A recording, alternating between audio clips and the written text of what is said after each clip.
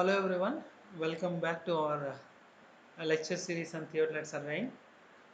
So far we have completed uh, theodolite component parts and along with their functions, and we have also learned about fundamental lines of a theodolite and relation between them, and technical terms such as transiting, swinging, phase left to phase right, and changing phase, and etc.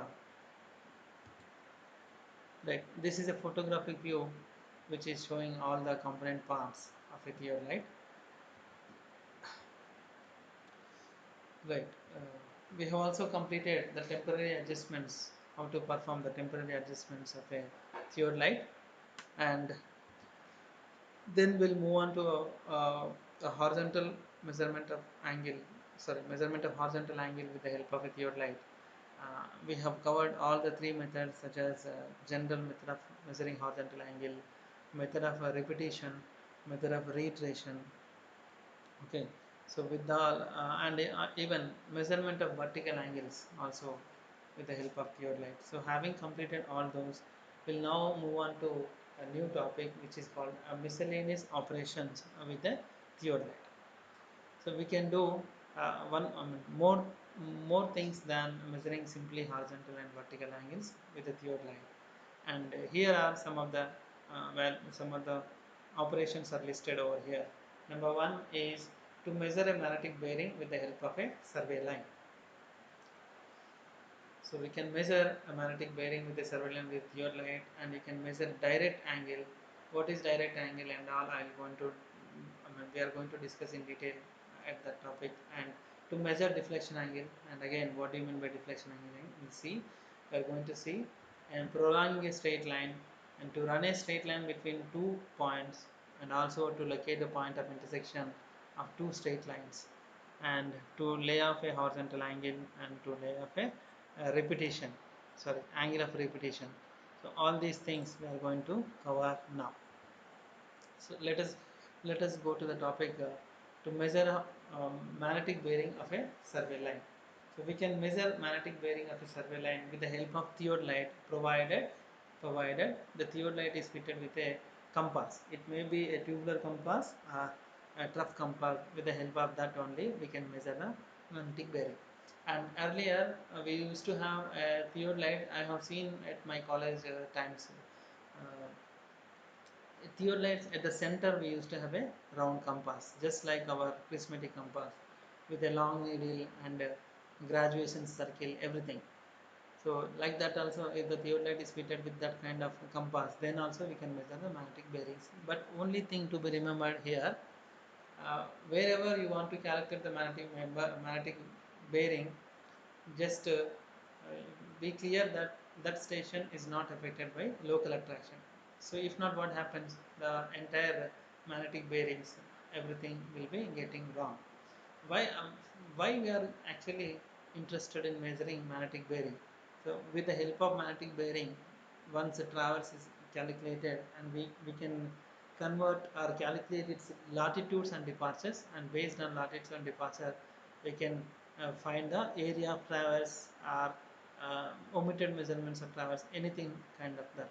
So that is why we need magnetic bearing of at least one line of a traverse. Okay, here, what do you mean by a traverse? A traverse is nothing but a series of connected survey lines. A traverse may be an open traverse, or maybe a closed traverse. For the both open and closed, we are going to find out magnetic bearing at least at one station, but preferably at the starting of the station itself. Okay, so in order to measure magnetic bearing of a line, theodolite should be either fitted with a tubular or trough compass, as I already told, and the list of steps that are to be followed for measuring magnetic bearing. Number one, let us say in this figure 6.12, PQ is a survey line, and N, this arrow shows a magnetic north direction. Now what we are going to do, set the instrument at P, and complete all its temporary adjustments, such as centering, leveling, focusing, and everything. And by releasing both upper and lower clamps, by releasing both the upper and lower clamps. Rotate both the clamps in opposite direction so that 0 of vernier A should exactly matches with the 0 of main scale.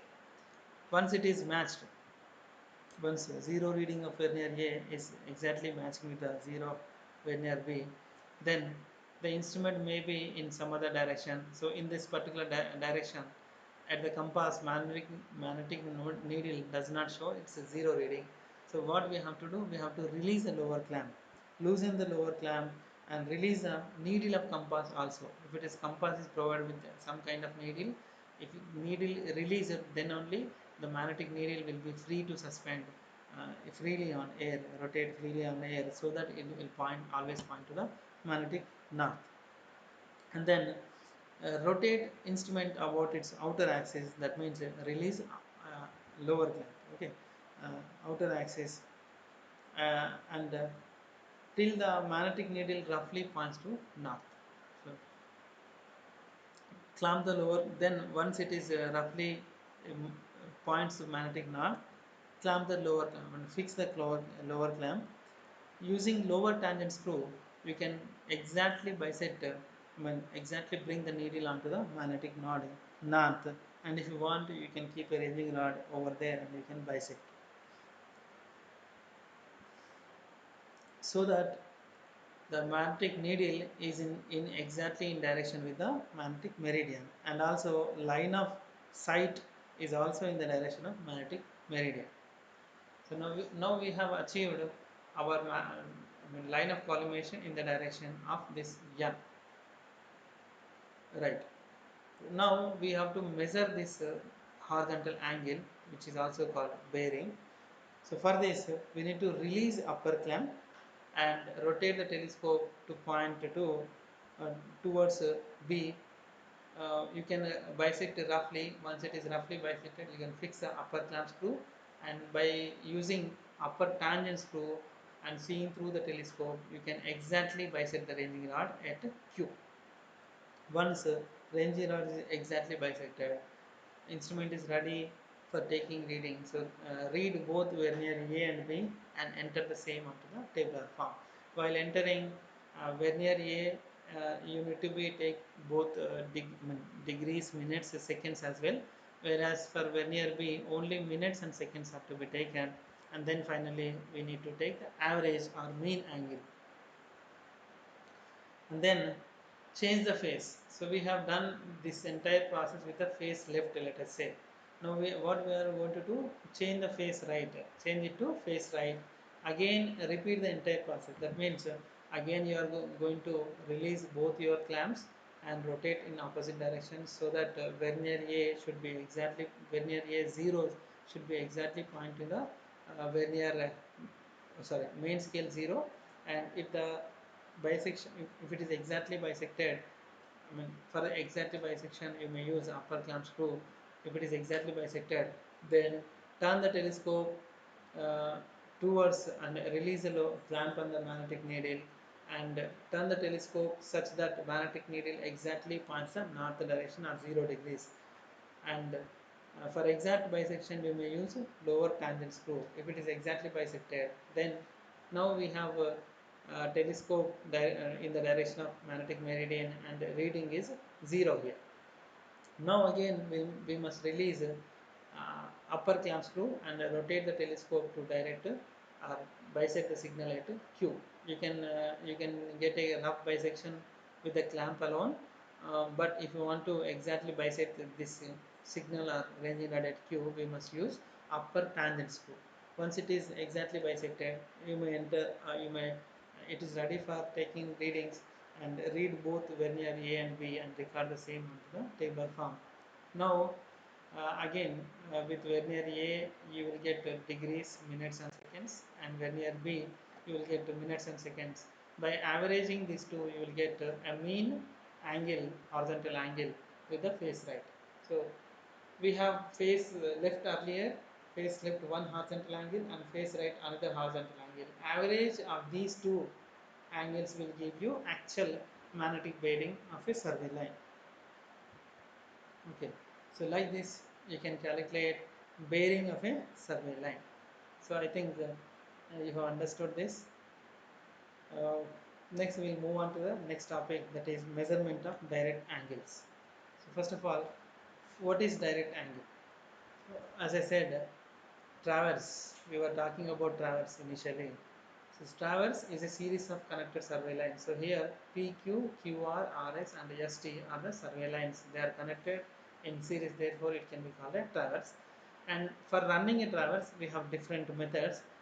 One of the method is by measuring direct angles, and the other method we can also measure deflection angles also. So for let us say for now, this is a one of the method of measuring or taking traverse with the theodolite. Okay. So what do you mean by direct angle? So direct angles are the angles measured clockwise from the preceding line, that is previous line, to the following line, that is next line. They are also known as angles to the right or azimuths. So you might have heard about azimuth in um, compass surveying also, right? So from the back line, and they may vary from 0 to 360 degrees. Yes, we are actually rotating in clockwise direction from previous line to forward line. That the forward line may be as close as PQ at this position, or maybe as at this position. If it is at something at this position, the only something around 0 angle you may get, and exactly if it is in the direction of P on the lower side, you will get around 350 or so. So like this, we will get always angle, direct angle in between 0 degrees and 360 degrees. Okay, so with face left, set the reading on vernier A to 0. So how to do again? We must release both the clamps and turn opposite direction, so that vernier A 0 should be exactly matched with the main scale 0. Once it is done, then release the lower clamp and uh, yeah, unclamp the lower clamp and direct the telescope to P and bisect it exactly using the lower tangent screw. Once it is bisected, now unclamp the upper clamp and swing the telescope clockwise onto the station R and bisect R exactly by using upper tangent screw. Now it is ready. Uh, Read both verniers and record the same in the tabular form. Again, vernier A should be in terms of degrees, minutes and seconds, whereas vernier B is in terms of only minutes and seconds. But the average of these two will be again degrees, minutes and seconds. Okay. Now plunge the telescope, that means transit the telescope and unclamp the lower clamp and take a backside on P. The reading on now the reading on vernier will not change from the previous line. It will be same as the previous one. Now what we have to do, release the upper clamp and turn the telescope to bisect R exactly with the help of upper tangent screw. And now read both verniers again. So now by transiting and rotating, now face has changed to face right. Okay. So now the reading will be equal to twice the what is the angle? I mean, twice the horizontal angle, that is direct angle, and therefore angle PQR then obtained by dividing the final reading by 2. So similarly, we need to shift the instrument to R in order to find the angle QRS. What we need to do, shift the instrument to R and perform all temporary adjustments.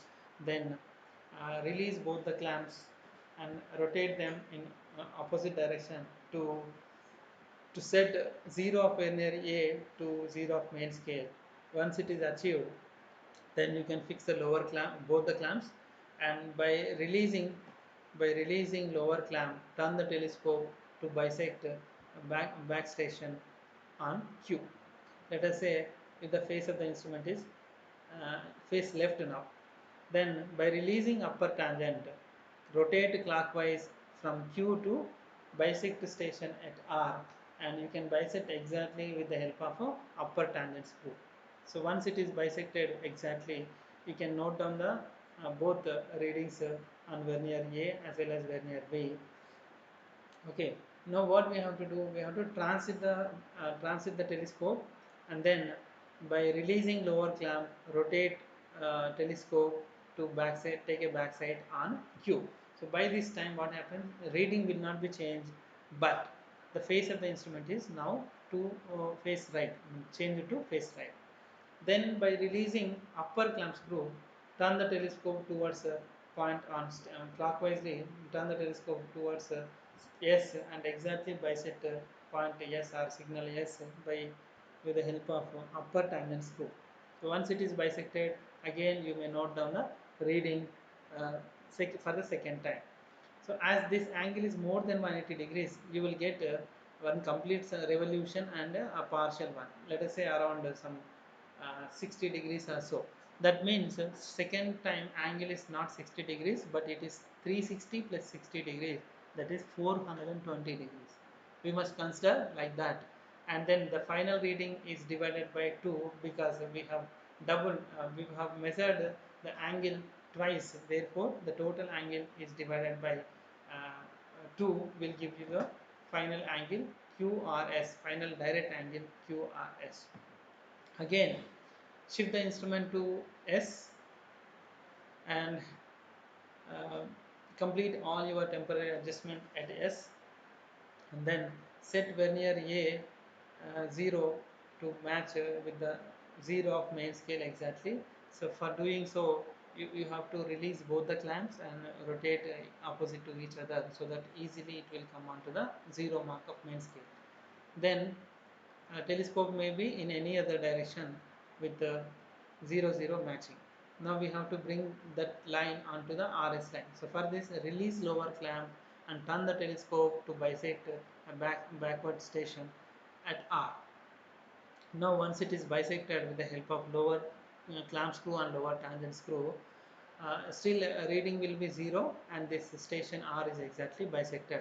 Now in order to measure the angle, what we have to do, release the upper clamp and turn the telescope towards T to bisect T.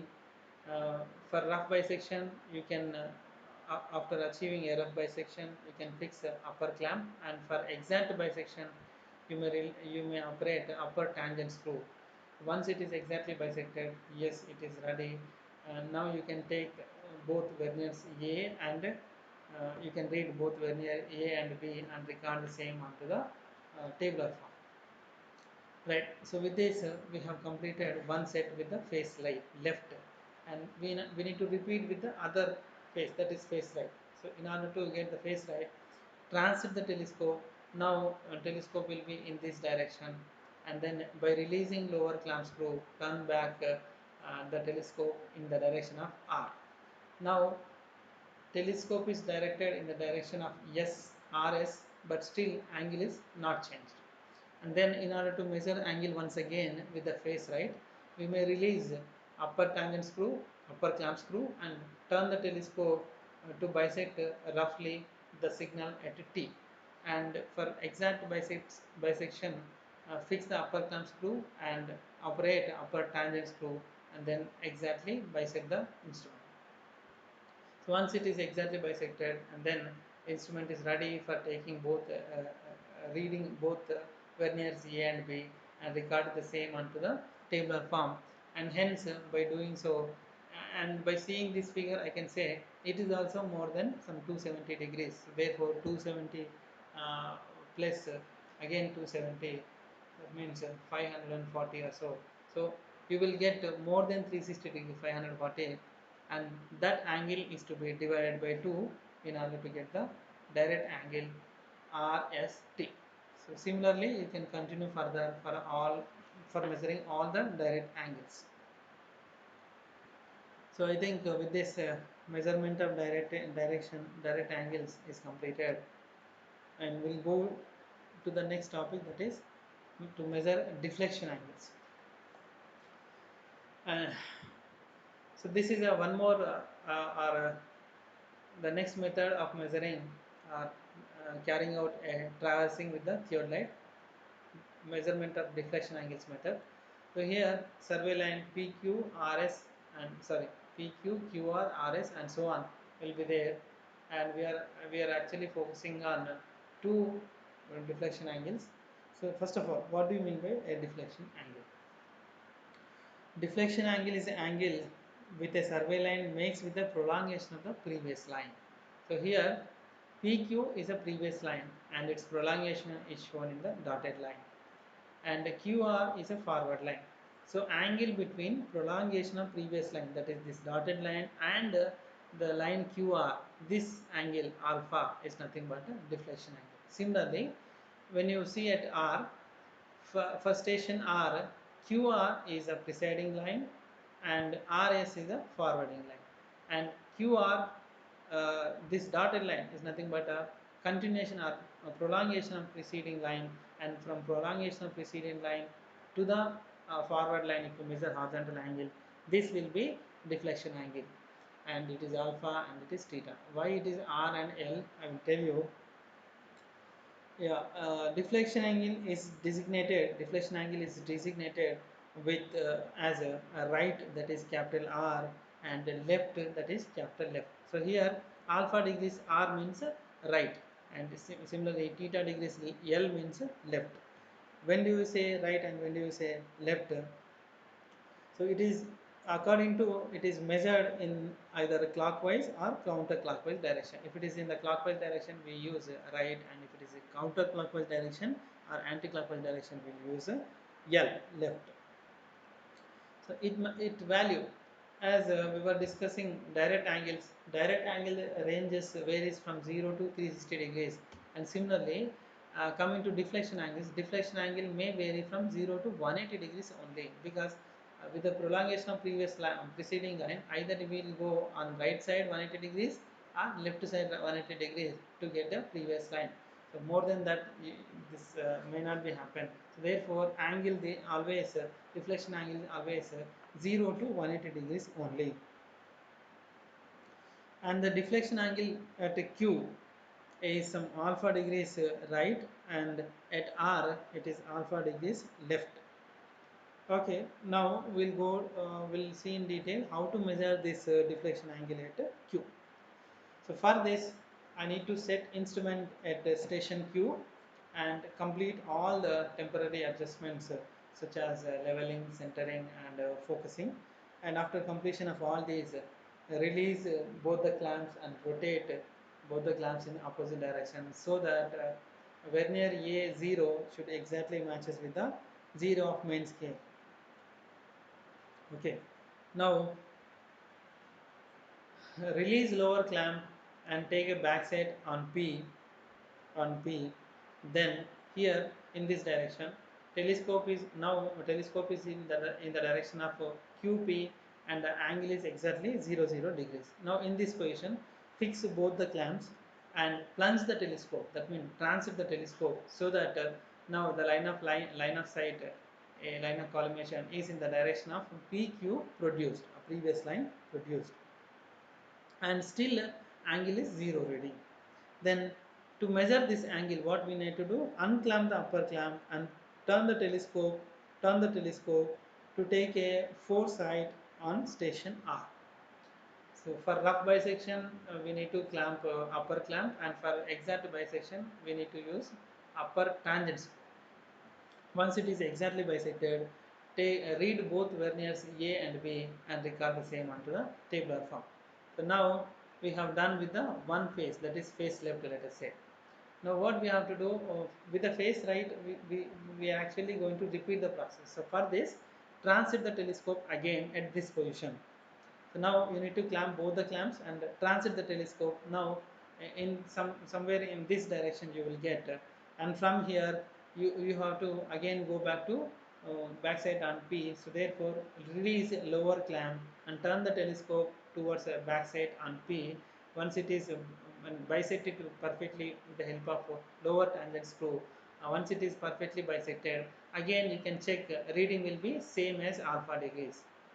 Now in order to measure the alpha degrees for the right term, uh, sorry, so here after obtaining with the face left angle over here, turn the telescope back to back, I mean releasing lower clamp, turn the telescope to back set on P, and here you may fix the both clamps and transit the telescope, so that now it has changed to right swing, face right. Now after this position also you will get the same alpha angle, and now you release upper clamp and rotate the telescope to bisect R roughly, and by fixing upper clamp screw and by operating upper tangent screw exactly bisect the station R. Now if you measure the angle, it will be double of alpha. That means by we are simply twice measuring double time the same angle with the face left one and face right one. Therefore, in order to get the final alpha angle, the final reading is divided by number 2, and therefore you will get the single angle alpha.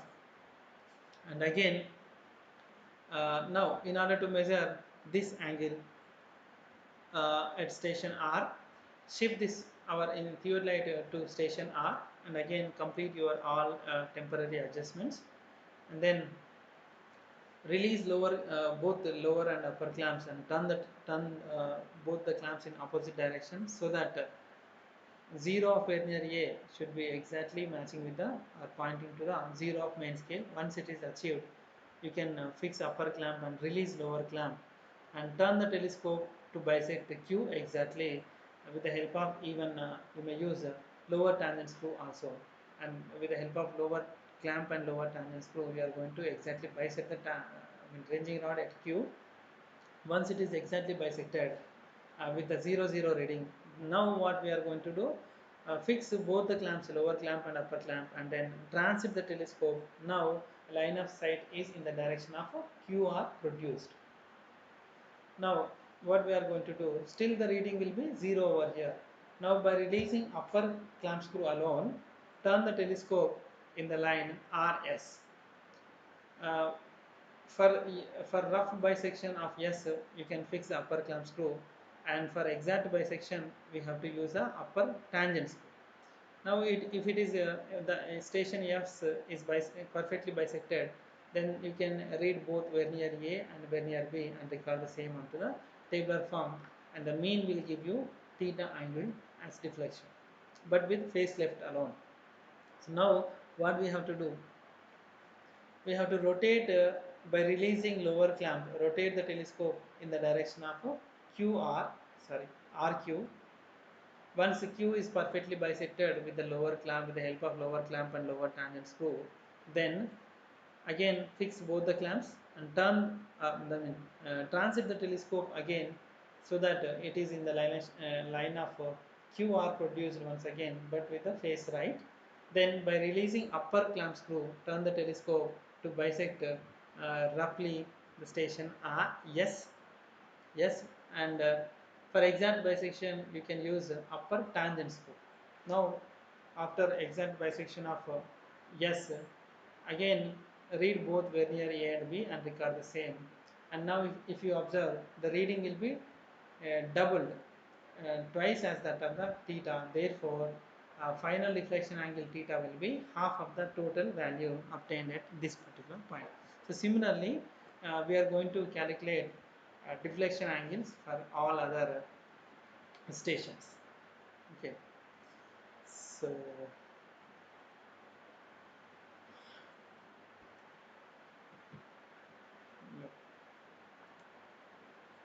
so with this I think we'll stop here, measurement of deflection angles, and we'll go to the next topic, that is prolonging a straight line. Right, for prolonging a straight line, we have again three different methods, and this prolonging also we have seen at the starting of our uses of our theodolite. We have seen prolonging a straight line. That means if we have a survey line AB, and this AB is to be prolonged up to the point, unknown point P, let us say. So all these points C, D, P are in line with the AP. So to achieve that, we say it is prolonging. So to prolong a straight line, we have again three different methods by using a theodolite. So, first method, figure 6.15 A shows the first method. So here set instrument at A, and sight to B, and accurately you can bisect it accurately, and then establish a point C by simply rotating telescope in vertical plane and obtain point C which is in line with the AB. Now what we are going to do, shift the instrument to B now. Shift the instrument to B, and again bisect C, and then rotate your telescope in the vertical plane to obtain a point on D. Now again what we are going to do, shift the instrument to C and bisect the station at D with the instrument at C. Now after bisection, simply release a vertical tangent screw and rotate telescope in the vertical plane to obtain a point P. So like this it will be continued and to get the point P. This is the first method, and the second method, set the instrument, yeah, actually 6.15b shows the second method. Actually survey line AB is known to you. Set the instrument at B, unlike in previous method we were placing instrument at A. Now instrument is placed at B, and take a backside on A, and then with the both upper and lower plates clamped, turn the telescope, transit the telescope and locate a point C. If the instrument is in perfect adjustment, you will get a point C, and if it is not in the adjustment, you will get a C dash. And then shift the instrument to C, take a backside on B with the both plates clamped, both lower and upper plates clamped, turn the transit the telescope and obtain a point D. And if it is in adjustment, you will get straight line, otherwise you will get some D dash which is actually away from or deviating from the main line. Again shift the instrument to D and take a backside at C, and with the both upper and lower clamps tightened, transit the telescope or plunge the telescope to get a point P, which is actually in line with AB. Okay. So if the line of sight is not perpendicular to the horizontal axis or true axis, you will get the C dash, D dash and P dash. But if the line of sight is exactly perpendicular to the horizontal axis, you will get actual C, D and P. So this error cannot be rectified with the false or uh, uh, incorrect instrument. Whereas with this kind of instrument also, by following third method, we can set the or prolonged straight line correctly, which I will going to discuss now, the third method. So here again instrument is set, yeah, you can see the figure 6.15c for the third method. So here in the third method also, instrument is set at B and take a backside at A. Let us say we are doing with a face left observation now. Then transit your telescope and obtain some point C1 on ground, and then again by releasing lower clamp, turn the telescope towards A to bisect A, take a backside on A, and then by with the both plates clamped, transit the telescope with face right again. So now you will get another point C2. That means if the instrument is not in a perfect adjustment, you will get 2 points C1 and C2. Otherwise center point of C at C only, both C1 and C2 will coincide. So let us say if the instrument is not in perfect adjustment, you have got both C1 and C2 values. Then to obtain C, simply you locate a midpoint between C and C2. You locate a center point between C and C1 and C2, that will be C. So like this, with the falsy instrument also you can set or you can prolong a straight line correctly. Similarly, now shift the instrument to C, and again complete your all temporal adjustments and set vernier A 0 to exactly 0 of main scale. Then take a backside on B with 0 reading, and then transit the telescope, and then you will obtain some D1. Then what we are going to do, change the phase and transit the telescope again by backsetting B and then transiting, you will get a D2. If the instrument is in perfect adjustment, you will get its center point D alone, but if it is not in adjustment, you will get 2 points D1 and D2.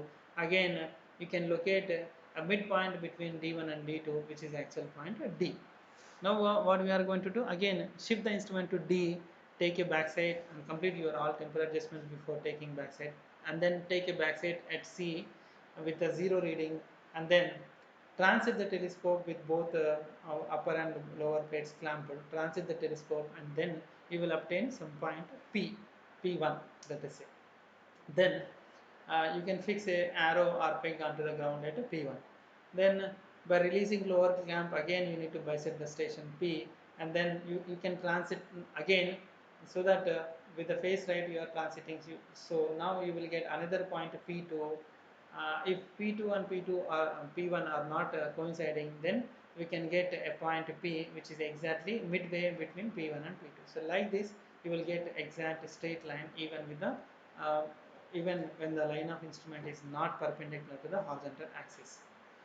Okay, so with this we have completed prolonging a straight line with all the three methods listed.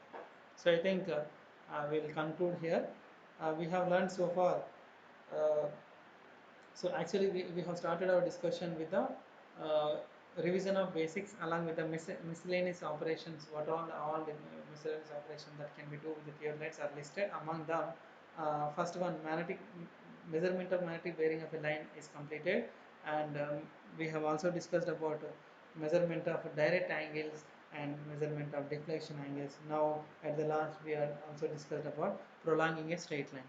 So with this I want to conclude here, and I'll going to continue this topic in the next class. So thank you very much.